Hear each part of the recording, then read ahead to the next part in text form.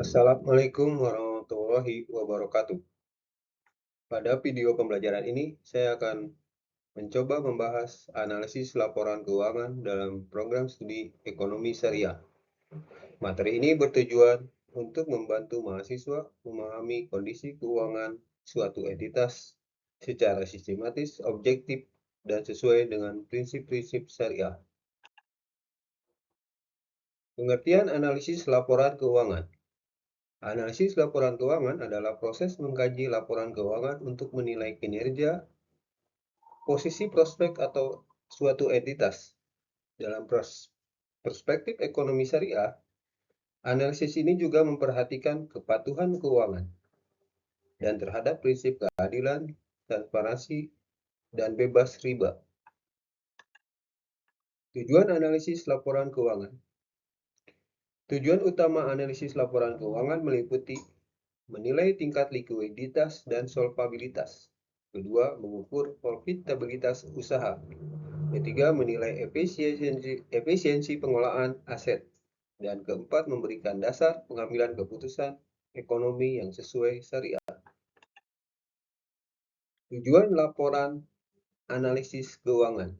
Secara umum, metode analisis laporan keuangan terdiri dari analisis rasio keuangan, analisis common size, analisis tren, analisis perbandingan laporan keuangan. Analisis rasio solvabilitas. Rasio solvabilitas mengukur kemampuan perusahaan memenuhi seluruh kewajiban jangka panjang dengan rumus utama debt to asset ratio sama dengan total liabilitas dibagi dengan total aset. Atau bisa juga dengan debt to equity ratio sama dengan total liabilities sama dibagi dengan total ekuitas. Di dalam ekonomi syariah, rasio ini dianalisis dengan kehati-hatian untuk menghindari ketergantungan yang berlebihan pada utang. Analisis rasio profitabilitas. Rasio profitabilitas digunakan untuk menilai kemampuan perusahaan menghasilkan laba.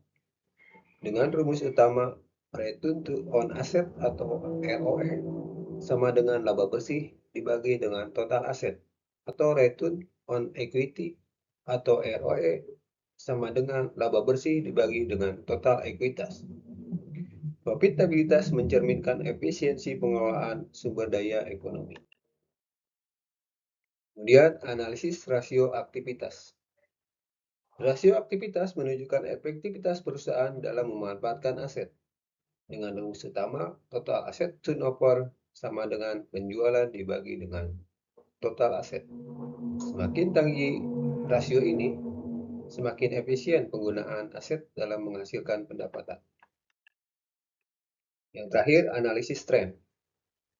Analisis tren bertujuan untuk melihat perkembangan keuangan dari waktu ke waktu dengan rumus nilai tahun berjalan dibagi dengan nilai tahun dasar dikali 100%. Analisis ini membantu memprediksi arah kinerja keuangan di masa depan. Contoh analisis tren keuangan. Sebuah perusahaan memiliki data penjualan sebagai berikut. Pada tahun 2022, penjualan mencapai 100 juta rupiah. Dan pada tahun 2023, penjualan mencapai 120 ribu juta rupiah. Dan pada tahun 2024, penjualan mencapai 150 juta rupiah. Tahun dasar ditetapkan pada tahun 2022. Perhitungan analisis laporan keuangan menurut analisis tren dengan rumus nilai tahun berjalan dibagi dengan nilai tahun dasar dikali 100%. Pada tahun 2022 ditetapkan sebagai tahun dasar, maka nilai tahun berjalannya 100 juta rupiah dibagi dengan nilai tahun dasarnya 100 juta rupiah dikali 100% sama dengan 100%. Dan pada tahun 2023 nilai tahun berjalannya 120 ribu juta rupiah dibagi dengan nilai tahun dasarnya 100 juta rupiah dikali 100% sama dengan 120%. Dan pada tahun 2024 nilai tahun berjalannya 150 juta rupiah dibagi dengan nilai tahun dasarnya 100 juta rupiah dikali 100% sama dengan 150%. Dengan kesimpulan, berdasarkan analisis tersebut, penjualan perusahaan mengalami peningkatan dari tahun ke tahun. Kenaikan tren ini dimulai dari 100% mencapai 150%, menunjukkan bahwa kinerja keuangan perusahaan cenderung membaik, sehingga dapat digunakan untuk memprediksi pertumbuhan di masa depan. Sebagai kesimpulan akhir, analisis laporan keuangan merupakan alat yang penting dalam menilai kinerja dan kesehatan keuangan suatu entitas. Dengan memahami metode dan rumus analisis, mahasiswa diharapkan mampu melakukan evaluasi keuangan secara kritis, sistematis, dan sesuai dengan nilai-nilai syariah.